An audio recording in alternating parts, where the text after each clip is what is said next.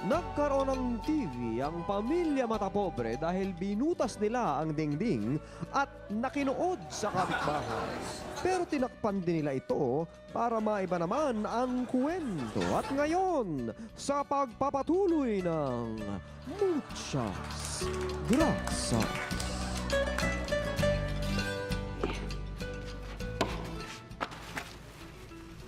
All right. Yes, fine dining.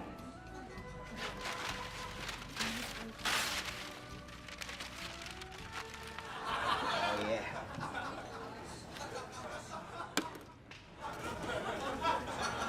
Oh, yeah.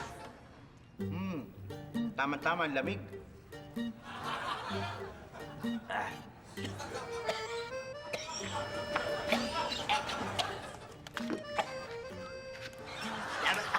Tama, dating mo. What's happening to you, brother?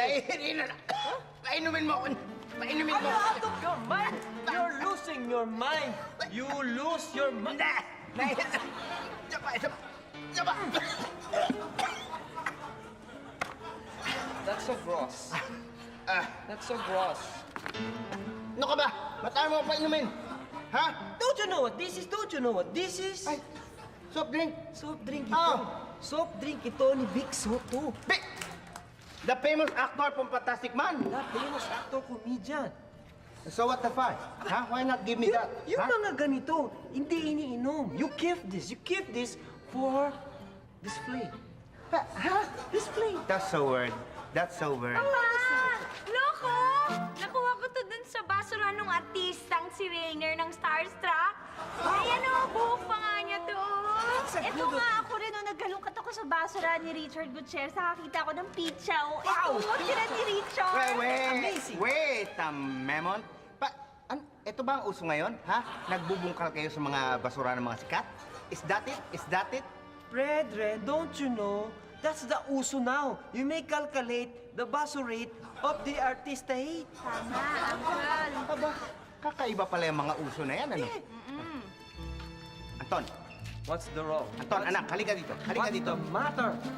Ano nangyari? matter of you? Wala ka bang nakalkal sa mga basura ng mga artista? Ito, sinturon. Oh, meron ka naman palang nakalkal. Bakit malungkot ka? Eh, wala ito. Nakalkal ko sa basura ni Jose, yung taga-Itbulaga. That's it? Cheap nga, ano? Pero anyway, kung yan ang uso ngayon, bakit ako nagpapahuli sa inyo? Dapat makapagbungkal din ako sa garbage of the rich and famous. Hindi ako papayag na ako mahuhuli. Dapat gumawa ako ng paraan. Go, brother! Yes. Search for it! Search for it! Saan pupunta yun? Kakalkalin ni Uncle. Kanino kayong basurahan siya mangangalkal? You know, knowing my brethren, I know he's going to make calculate the basura of someone very famous like Lawrence Aguilar. Oh, sino yun? Ha? Or maybe Manny De Leon. Yun, papa. It's very famous. Or maybe... No, please, no. No, no. Ha? Hey, Wait! don't, Wait! Wait! Wait! Wait!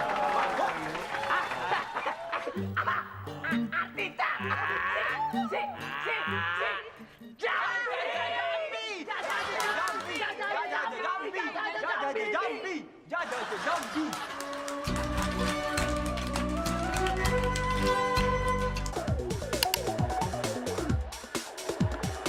4 oras dahil natutulog din ang tagapagbalita. 4 oras, perwisyong totoo. At ngayon, narito ang walang kinikilingan, walang pinoprotektahan, si Bel Chongko. Hi! Magandang sa inyong lahat. Ito po ang inyong kauso, si Belgium ko. Una sa ating mga balita. Galit na galit ang mga magulang ng mga estudyanteng pumasa sa exam na ibinigay kamakailan para sa mga estudyante sa pampublikong paaralan.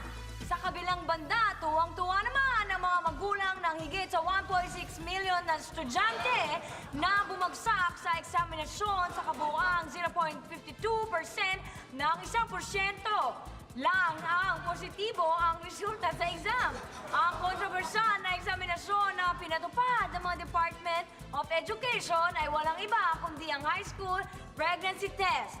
Mike? Maraming salamat, Bel. Magandang gabi sa inyong lahat. Ito po ang inyong kauso, Michael Riquez. Tumako tayo sa balitang pampolitika. Sa sobrang pagkainip sa bilangan ng mga balota sa Kongreso, idineklara ng President-elect si Fernando Bo Jr. ng kanyang mga masugid na tagahanga kahapon.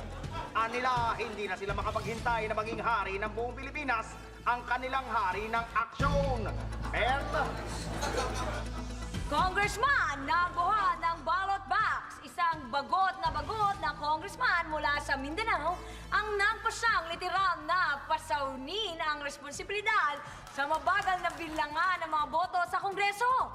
Nagboluntaryo si Representative Manuel Y. Corap sa mura ng Partidong Labas, Compostela Valley na buhatin ang ballot boxes dahil aniya, wala naman siyang ginagawa kundi nakatunganga.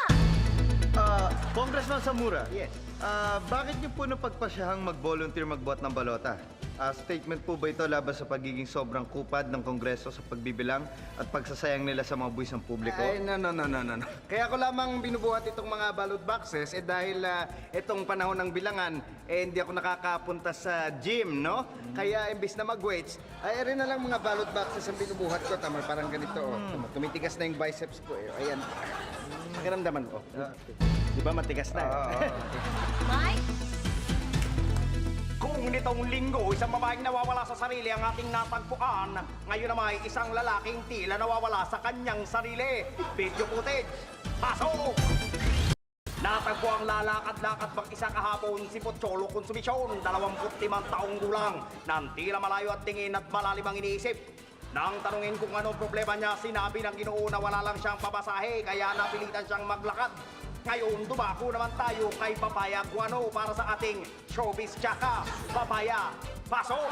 Thank you, Mike!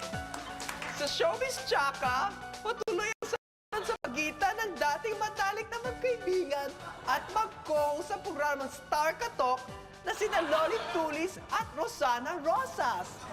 Sinabi ni Lolit Tulis na hindi niya maintindihan kung bakit pinagsasabi ni Musang ang mga sinasabi ni sa kanya.